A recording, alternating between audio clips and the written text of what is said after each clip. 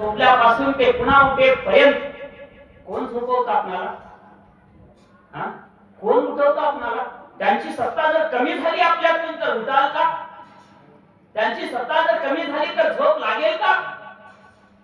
त्यांची सत्ता जर कमी झाली तर बसल्याला उठून जाऊ शकाल का? म्हणून ईश्वराची सत्ता सांगितली, माझ्याची हृदयी भगवंत, तो भगवंत मूर्तिमंत. मग त्याच्यामुळे काय प्राप्त होऊ शकत नाही? आहे म्हणून जाता येतं, आहे म्हणून येता येतं, आहे म्हणून खाता येतं. आणि नसेल तर ते काय नव्हे प्राप्त? सौभाग्य संत त्रिजगती. मग हृदयात प्रत्येकाच्या असलेल्या देवाला ज्यांनी ओळखलं त्याला सौभाग्य मिळतं. बघा आता भाग्यवान कुणाला म्हणतात? आईचं पुण्य, बापाचं पुण्य, वंशाचं पुण्य, स्वतःचं पुण्य घेऊन जो जन्माला येतो त्याला भाग्यवान म्हणतात.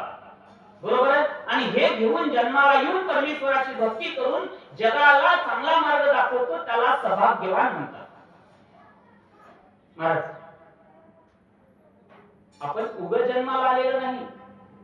तुम्ही उग जन्माला आलेलो नाही. संसार करण्यासाठी, खायच्या प्यायच्यासाठी, मजा करायसाठी, मोठं व्हायसाठी, कमवायसाठी, लोकांचं घेऊन करायसाठी जन्माला आलेलं नाही.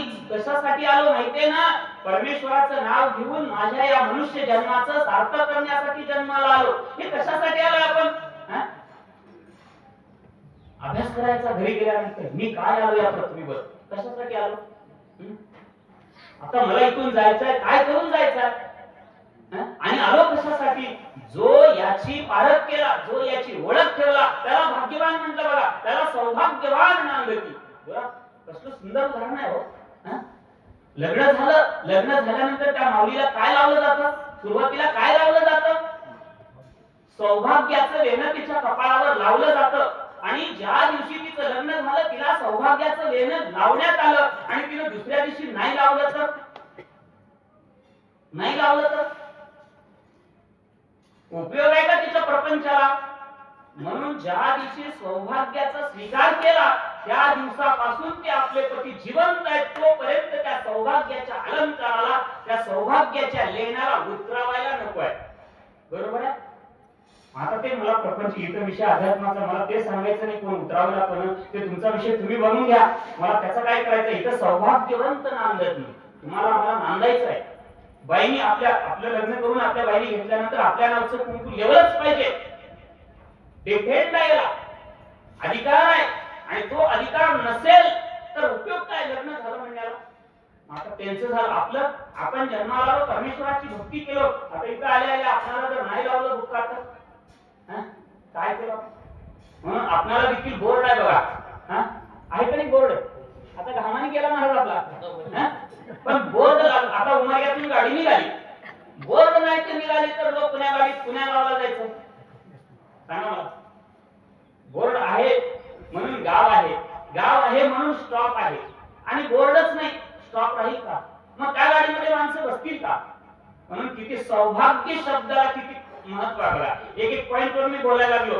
गेलो तर मी गेलो तरी तुमच्या लक्षात असावं सौभाग्य कशाला म्हणतात, भाग्य कशाला म्हणतात हे लक्षात असावं. का विसरता? घरातून निघाला, आंघोळ केलं की आपल्या गाडीला बोर्ड लावा. बरोबर आहे? ते स्त्री असेल पुरुष असेल, पत्नी मालकाच्या नावाने लावते आणि तुम्ही त्या मालकाच्या नावाने लावायचं. तुम्ही म्हणता मला कुठला मालक आहे? आहे का नाही आपला मालक? पोषित होतो एकला जगासी, जो जगाला पोसणारा आहे तो आपला मालक आहे. आणि त्या मालकाचं जर आपण या ठिकाणी जर भाग्याच्या ठिकाणी, तर भाग्य कुठं भाग्य आपलं? आता सांगा. आता आपलं भाग्य, आपला सातबारा कुठं आहे? आपल्या संपूर्ण जीवनाचा सातबारा इथं आहे. त्या भाग्याच्या ठिकाणी लावायचा. का बरं लावायचा? परमेश्वराने सतत माझ्यावर कृपा करावं. माझं जर भाग्य वेड्या वाकड्या मार्गाने जात असेल तर परत वळणावर आणून द्यावं. देवा मी सतत तुझ्या नावात आहे, तुझ्या चिंतनात आहे म्हणून लावायचं. बरोबर? स्त्रियांनी लग्न झालेल्या मुलींनी मी सतत तुझ्या या ठिकाणी पाठीमागे आहे, सतत तुझ्या सोबत आहे म्हणून लावायचं. कुंकू नवऱ्याच्या नावाने लावलं जातं आणि गंध देवाच्या नावाने लावला जातो. आणि हे दोन्ही नसेल तर तुमच्या संसाराला किंमत शून्य आहे. म्हणून सौभाग्यवंत नांदत भरताकडे हनुमंतरायांनी पाहिलं, भाग्याने नांदत नाही सौभाग्याने नांदू लागला. पुढे दृष्टी विजयी समस्त राम रूपे देखत भरत दृष्ट दर्शन तिथ सहज होत रामरूप. आपल्या ध्येयामध्ये पाच ज्ञानेंद्रियामध्ये सर्वात या ठिकाणी महत्वाचा डोळा आहे बघा. हे डोळ्याचं महत्व पहिल्यांदा डोळ्याचं वर्णन केलं, दृष्टीचं वर्णन केलं. दृष्टी विषय समस्त रामरूपे देखत भरत दृश्य द्रष्टा दर्शन तेच सहज होत रामरूप. डोळ्याचा विषय आला. डोळाच राम झाला म्हणतात. आपला डोळा राम व्हावा बघा. बरोबर आहे का? आपले डोळे आहेत पण राम झाले का? दृष्टी विषय समस्त राम रूपे देखत भरत मन. भरताच्या डोळ्याचं वर्णन करत आहे. संतांच्या डोळ्याचं वर्णन केलं. पाच ज्ञानेंद्रियापैकी पहिला ज्ञानेंद्रिय म्हणजे डोळा आहे. आता भारताच्या कॅबिनेट मंत्रीपदी जसं एक नंबरनं कॅबिनेट मंत्री पद आहे तसं या शरीरात एक नंबरचा कॅबिनेट आहे. स्वतःहून निर्णय घेतो. आता तुमच्याकडे मला बघायचं आहे. आता त्रिपुटी इथंच काढू. त्रिपुटी काढायचंय. कुणाकडेही बघून त्रिपुटी काढू नये. बरोबर आहे?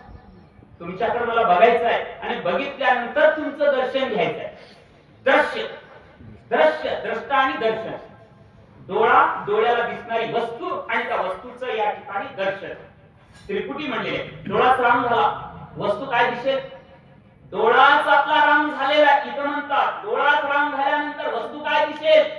दृष्टी विषय समस्त रामरूपे देखत भरत दृश्य द्रष्टा दर्शन तेच सहज होत रामरूप. आपण जर समोरच्या व्यक्तीला राम म्हणून पाहिलो, आपला डोळा राम व्हावा लागेल पहिल्यांदा. दृष्टीच राम व्हावी लागेल. पाहण्याची दृष्टी राम व्हावी लागेल. परिचिन्न किती सुंदर विषय बघा. काल आमच्या मित्रांनी सांगितलं असेल तीन गुणामध्ये सांगितल्यानंतर खरंच सांगितलं असेल बरं का? ते बी विषय ऐकासारखाच आहे. पण तुम्ही कथा म्हणून ऐकता त्याचा अध्यात्म वेगळा आहे. पाहताना तुम्ही बघता का? डोळे आहेत का तुम्हाला? सगळ्याला डोळे आहेत का? डोळे असले तर बघा. आईकडे बघा. आईकडे बघण्याची दृष्टी काय आहे? आईच्या बघण्याच्या दृष्टीमध्ये आपण आईकडे बघितलो, काय त्या दृष्टीचं वर्णन करावं?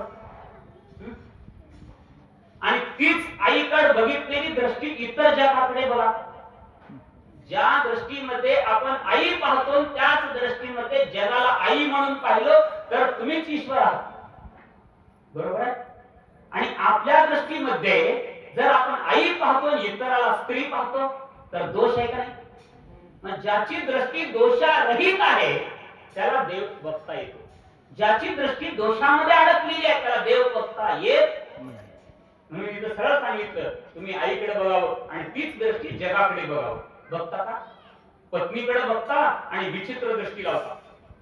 म्हणून दृष्टीचा सर्वात मोठा घोटाळा बघा. या सगळ्या इंद्रियाला घोटाळा कोण करते माहितीये का? दृष्टी करते.